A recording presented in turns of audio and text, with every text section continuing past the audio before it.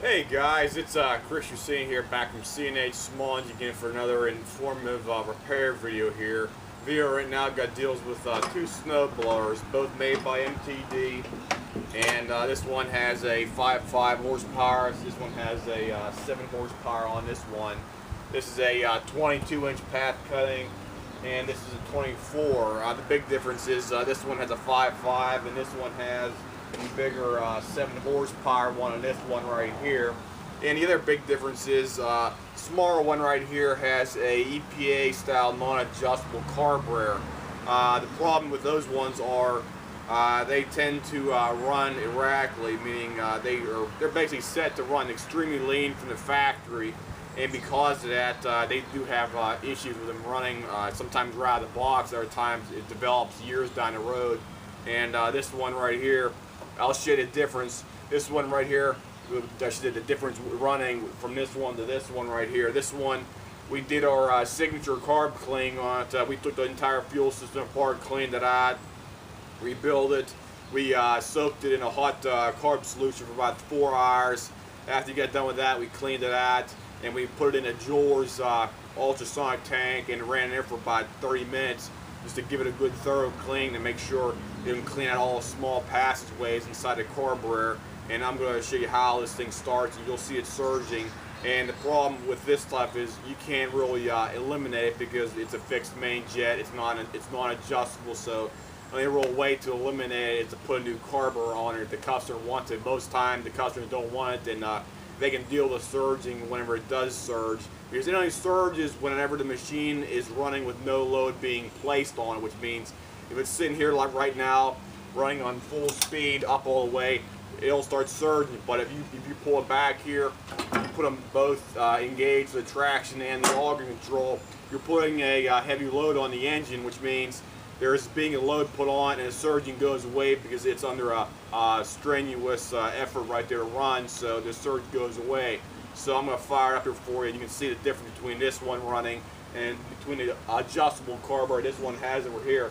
This is a fully adjustable carburetor. It has adjustments for the low speed, high speed, and the idle control in there as well too. So let me fire this one up here for you.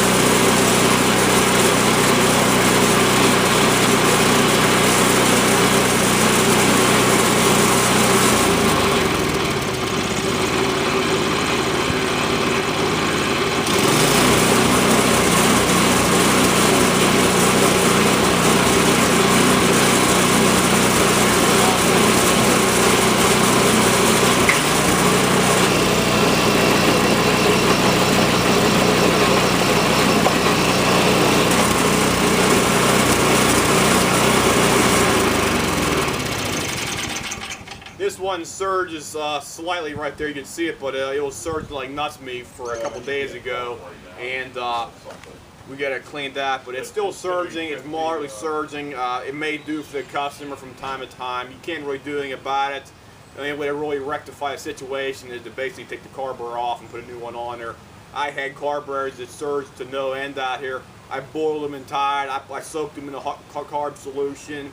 I put them in an ultrasonic Jaws tank. It did 3 or 4 different types of cleanings, and the thing still surged out there. You cannot completely eliminate it unless you put a brand new OEM style carburetor. You do not want to put an aftermarket cheap Chinese one like an Oregon or some of these other Stenz brands that have carburetor made in China, because the quality is not there. I actually bought a new carburetor because I have a Stenz account from Stenz, and I put them on one of these machines and let it sit for about 2 days time period, and the carb ended up pissing itself in about little as about 24 hours. It started leaking like nuts.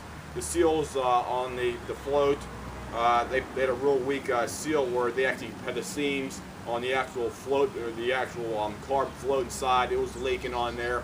The other problem was it wasn't seating properly on the needle and the seat part. Because your needle goes down on the seat and has to form a barrier right there. I mean, it doesn't, it starts leaking right there.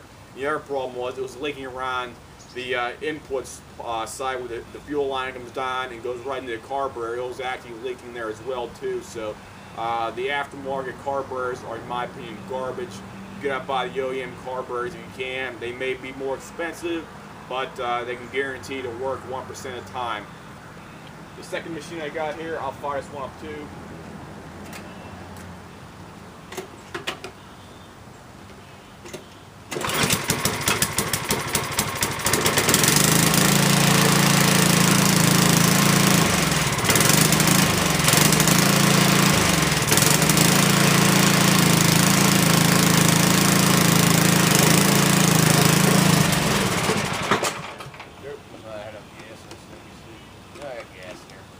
Right, so cold out of here.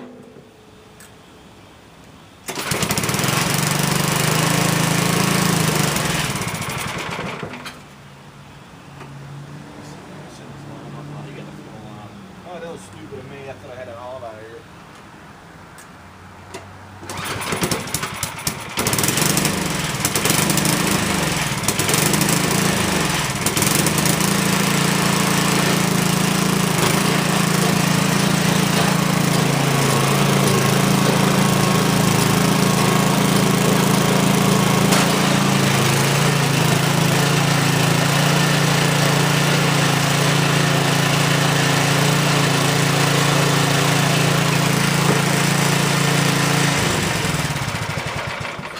Notice right off the bat the difference between this one right here and the difference one right here. This one's fully adjustable in a carburetor. It runs a heck of a lot smoother than this one, and because of that, you can adjust any minute differences with the fuel air mixture ratio on there.